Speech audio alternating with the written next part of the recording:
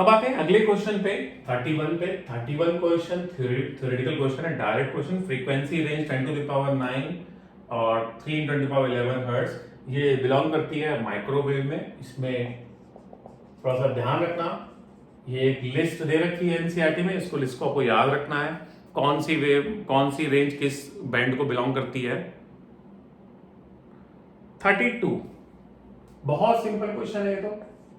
कह रहे एक बॉडी है लिक्विड में सिंक कर जा रही है, मतलब उस पे जो वेट है उसका वो उसके बुएंट फोर्स से कम है, तभी तो सिंक करेगी।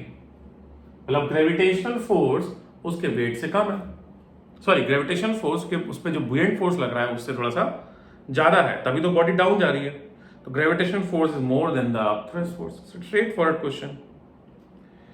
33 भी एनिसोट्रोपिक एक्सपेंशन का डायरेक्ट क्वेश्चन है।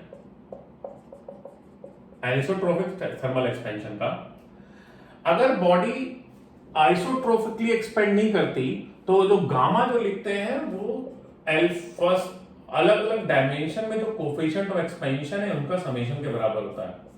जैसे अगर इस डायरेक्शन में कोफिशिएंट ऑफ एक्सपेंशन α1 है, इस डायरेक्शन में α2 है और z डायरेक्शन में α3 है, तो जो वॉल्यूम के एक्सपेंशन की वो volume of coefficient of volume expansion जो होगा वो इन दिनों के समेशन के बराबर होगा।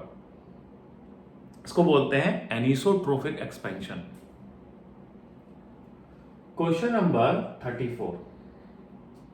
34 एक अच्छा क्वेश्चन है, लेकिन अगर अप्रोच सही हो तो क्वेश्चन बहुत इजीली टूट जाएगा।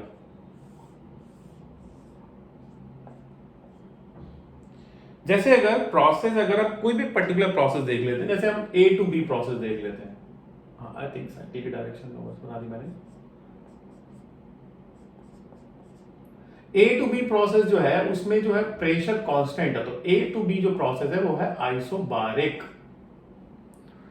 अब आइसोबारिक में हमको ड्रॉ करना है VT ग्राफ, तो अगर PV equal to nRT use करें तो अगर P कांस्टेंट है तो V प्रोपोर्शनल टू T बनेगा।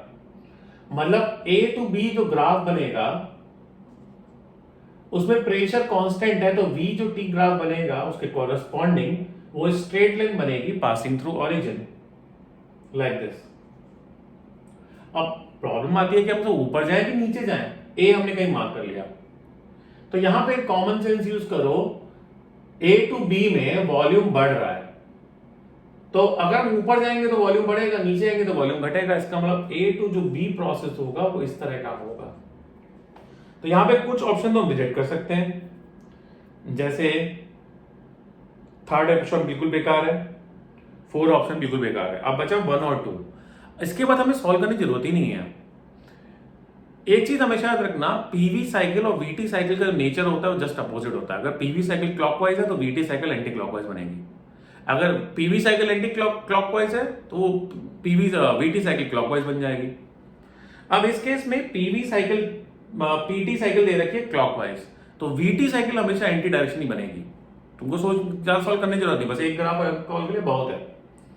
तो जो आंसर आएगा वो ये क्लॉकवाइज है तो आंसर एंटी क्लॉकवाइज बनेगा। तो एंटी क्लॉकवाइज साइकिल जो दे रखी है वो दे रखी है फर्स्ट ऑप्शन में। अच्छा, अगर सॉल्व भी करना है तो हम यहां पे सॉल्व भी कर सकते हैं। जैसे ये जो प्रोसेस है ये आइसोकोरिक है, तो A के पहले जो प्रोसेस है वो आइसोकोरिक है, तो मतलब लाइन इस तरह से बननी चाहिए, है ना भाई। अब लेफ्ट जाए राइट जाए, अब ये सोचना पड़ेगा। तो इसके लिए जो प्रेशर है वो बढ़ रहा है, प्रेशर भी बढ़ रहा है और टेम्परेचर भी बढ़ेगा यहां पे आगे। तो टेम्परेचर बढ़ रहा है तो उसका हमको यहां जाना पड़ेगा, तो यहां पे कहीं मार्क कर सकते हैं हम लोग। ये कौन सा पॉइंट, सी होगा, तो सी कहीं यहां पे हो जाएगा और फिर साइकिल इस तरह से क्लोज हो जाएगी। आगे आते हैं क्वेश्चन नंबर 35 पे। The distance to which a defective eye of person can see is 50 centimetre. तो ये दे रखा हमें far point, that is 50 centimetre, और यू कैन से 0.5 मीटर। तो फार पॉइंट दे रखा है तो पर्सन सफर कर रहा होगा मायोपिया से, और मायोपिया में जो लेंस रिक्वायर्ड होता है वो कौन सा होता है, डाइवर्जिंग लेंस। और फोकल लेंथ जो लेंस की रिक्वायर्ड होती है वो होती है माइनस ऑफ फार पॉइंट। तो ये रिक्वायर्ड होगी कितनी, -0.5 मीटर, और जो पावर रिक्वायर्ड होगी वो कितनी होगी, -2 डायोप्टर। क्वेश्चन नंबर, तो ये था क्वेश्चन नंबर 35।